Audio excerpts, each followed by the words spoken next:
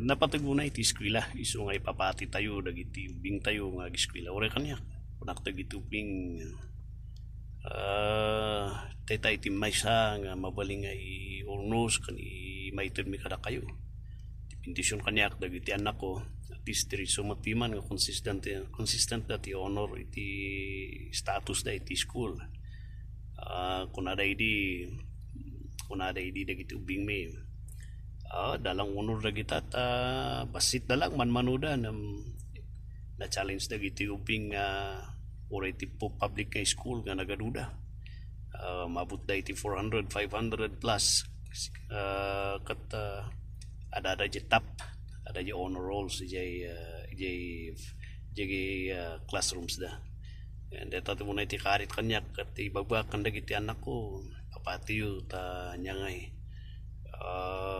simpanyo iti dagiti plano yu itin sagana ti Dios testimonyado ita tapno marami yung nasayat iti akam nga ito iti Dios naglagi pa nyo na ito ante nga liwliwayan nga uray pa mati spiritual nga banag dagiti ubing iti kararwada hanyo nga liwliwayan nga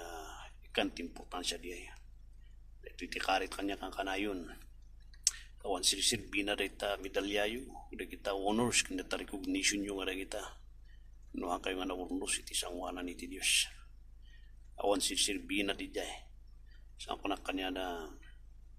uray dagiti manong nga tawon nga panang isusuro mi kada kayo kanina ayo kung dagiti lulong nga lulayo agbaling awan sirbina din no nagkamali kayo nga madadaal kan kamali iti awan dagiti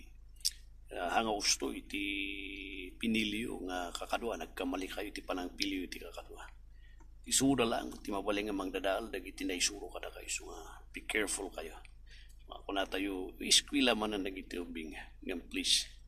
mapalagi pantay manan iti patag iti kararwa kan spiritual nga banag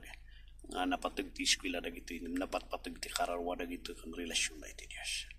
God bless you and keep on kakapsat.